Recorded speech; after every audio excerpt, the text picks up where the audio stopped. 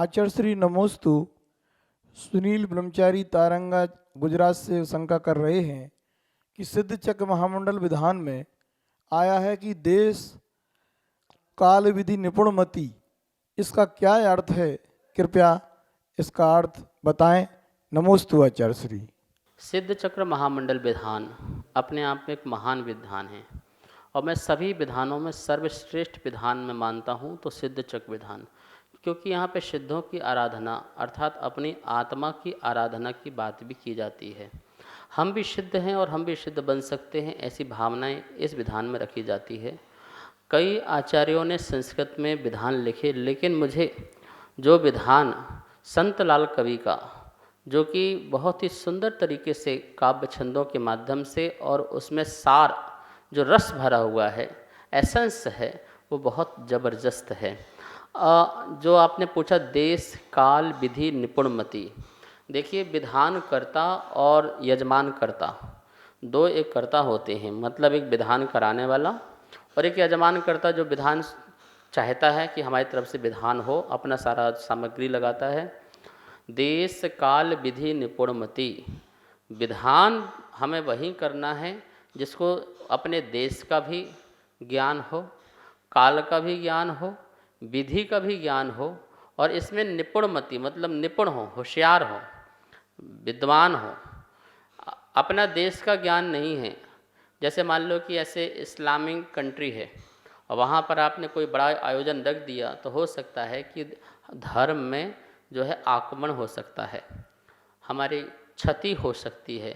तो देश का देखो कि उस देश में ये बड़ा अनुष्ठान हो सकता है या नहीं हो सकता है। फिर काल का देखो, समय का देखो कि समय सही है कि नहीं, मतलब मौसम जलवायु सही है कि नहीं, और लोगों के लिए यह ऋतु काल जो है, मौसम जो है अच्छी होगी कि नहीं।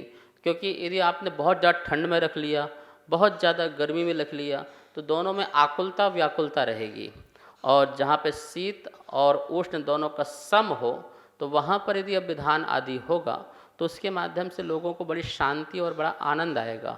तो उसको काल का भी ज्ञान होना चाहिए, विधि संपूर्ण विधि का ज्ञान होना चाहिए कि 8 के बाद 16, 16 के बाद 32, 64, ऐसे संपूर्ण विधि कहाँ अर्घ चढ़ाना है, किस बीज मंत्र के ऊपर चढ़ाना है, कौन सा बीज मंत्र कब बोल रहा है, तो उसकी विधि का भी ज्ञान होना चाहिए। जब जाकर के विधान जो है हमें पुण्य फल देता है और हमारी समृद्धि बढ़ाता है और हमें आत्मलाभ भी दिया करता है। इस प्रकार से यह विधान की करने के पहले हमें इसका ज्ञान पूरा होना चाहिए। नमोस्तु गुरुदेव। मैं ब्रह्मचारी आशुतोष जैन जबलपुर से। गुरुदेव, मेरे मन में जिज्ञासा है कि एक तरफ तो जैनागम ये कहता है कि उत्तम स्वात्म चिंता स्यात् पर चिंता धमाधमा, और एक तरफ श्रमण संस्कृति सनातन संस्कृति कहती है कि परहित सरस धर्म नहीं भाई। तो महाराज श्री, ये आत्मचिंता और परचिंता, इसमें किस तरह से सामंजस्य बिठा सकते हैं और किस तरह से यह परोपकार के कार्य किए जा सकते हैं? गुरुदेव, मेरे मन की जिज्ञासा का समाधान करें। नमोस्तु महाराज श्री, नमोस्तु महाराज श्री। आत्मचिंता और परचिंता, देखिए आत्मचिंता का मतलब है जब अपनी आत्मा का कल्याण करने के बारे में हम चिंतन मंथन मनन करें, और परचिंता का मतलब है कि हम दूसरे का चिंतन करें। अब देखिए इसमें दो बातें हैं। एक आत्मचिंता व्यक्ति करता है आकुलता व्याकुलता को लेकर के भी अपने में लगा रहता है, और एक आत्मचिंतन है आत्म कल्याण के बारे में। ऐसे ही परचिंता में दूसरे के कल्याण के बारे में अथवा दूसरे की लौकिक जीवन के बारे में। अब आप कौन सी चिंता कर रहे हैं? आचार्यों ने लिखा है स्वात्म चिंता उत्तम, सबसे ज़्यादा उत्तम कोई सर्वोत्तम है तो स्वात्म चिंता, अपनी आत्मचिंता, अपना आत्म कल्याण सोचना। पर चिंता धमा, मतलब जो पर चिंता है वो अधम है, अधम से अधम है। स्वात्म चिंता जो है उत्तम है, पर चिंता जो है वो अधम है, वो जघन्य है। कहा है मुनिराज को, आप अपना आत्म कल्याण करो। समय मिलता हो तो पर कल्याण करना, नहीं मिलता हो तो जरूरी नहीं है कि आपको पर कल्याण करना ही करना है। आप तो अपना आत्म कल्याण, स्वार्थी, अपने अर्थी, अपना प्रयोजन सिद्ध करो, जिस प्रयोजन को आप लेके आए हो। देखते हैं दुनिया में लोगों को बदलना चाहते हैं, दुनिया को बदलना चाहते हैं, पर अपने को नहीं बदलना चाहते हैं। जितनी भी बातें हैं वो दूसरों में डालना चाहते हैं, अपने को ठीक नहीं करना चाहते। दूसरे से कहेंगे सामायिक करा करो, अहिंसा का पालन किया करो, सत्य बोला करो, ये करते हुए, और देखेंगे स्वयं सामायिक नहीं कर रहे, स्वयं अहिंसा का पालन नहीं कर रहे, स्वयं सत्य नहीं बोल रहे हैं। तो अपने जीवन में तो कुछ नहीं, और दूसरे के जीवन के लिए हम बहुत श्रेष्ठ बनाना चाहते हैं, ये बिल्कुल गलत है। पहले आचार्यों ने कहा है आप अपना आत्म कल्याण को, निज पर के साधन में जो निस्दिन तत्पर रहते हैं, निज के साधन में और पर के साधन में, तो वो त्यागी संत व्रती होते हैं। तो आत्मचिंता सबसे सर्वोपरि है, और आत्मचिंता कौन सी? जहाँ कल्याणप्रद हो। नमोस्तु गुरुदेव। गुरुदेव के चरणों में मैं दीपक जैन शालीमार बाग से आपका मेरी पूरे युवा संगठन की तरफ से बारंबार नमोस्तु। गुरुदेव, मेरी एक छोटी सी जिज्ञासा है कि आज के समय में हम युवा वर्ग को आगे बढ़ाना चाहते हैं, धर्म के प्रति जोड़ना चाहते हैं, लेकिन आज के समय में प्रत्येक युवा के पास समय का इतना अभाव है कि वो समय ही नहीं निकाल पाते। अब बाकी अपनी सारी जितनी भी उनकी बाकी इच्छाएं हैं सबके लिए समय है, लेकिन जब कभी हम धर्म के लिए बात करते हैं तो उनके पास अपने बहुत सारे रिजर्वेशन होती है। तो इसके लिए हम क्या कर सकते हैं, कैसे युवा वर्ग को हम अपने साथ जोड़ सकते हैं और अपनी धर्म पर भावनाओं को आगे बढ़ा सकते हैं? नमोस्तु गुरुदेव। नमोस्तु गुरुदेव। बहुत ही सुंदर प्रश्न किया है। युवाओं में किस प्रकार से धर्म की जागृति हो।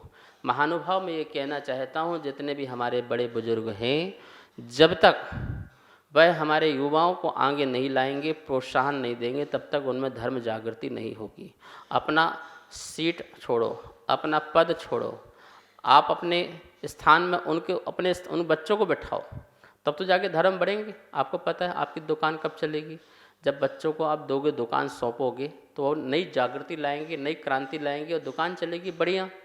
तो आप अपनी दुकान में तो बच्चों को बैठा देते हो, लेकिन धर्म की दुकान जहाँ धर्म बढ़ना है, क्या वहाँ बच्चों को बैठाते हो आप?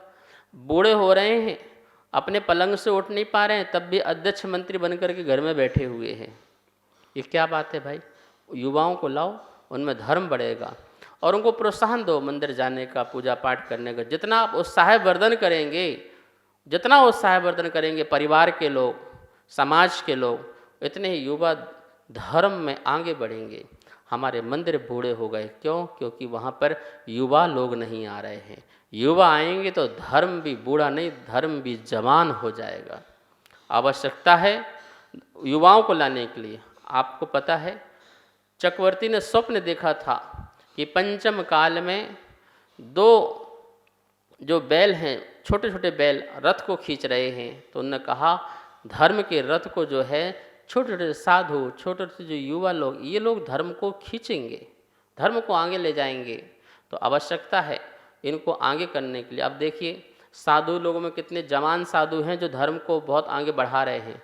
वृद्ध साधु तो अपनी माला जाप कर अपनी साधना में लगे हुए हैं, वो कहाँ बढ़ा सकते हैं? जैसे युवा साधु जो हैं धर्म को बढ़ाते हैं, ऐसे युवा लोग भी आपके समाज को बढ़ाते हैं, समाज का सहयोग, परिवार का सहयोग करते हैं। तो इसमें मैं कहूँगा बड़े लोग जितने भी हैं, बड़ा दिल करके अपने बच्चों को आगे लाएं, हर काम में उनको आगे रखें। आप पीछे रहें, आप नेता नहीं बने, अब आप आशीर्वाद दें।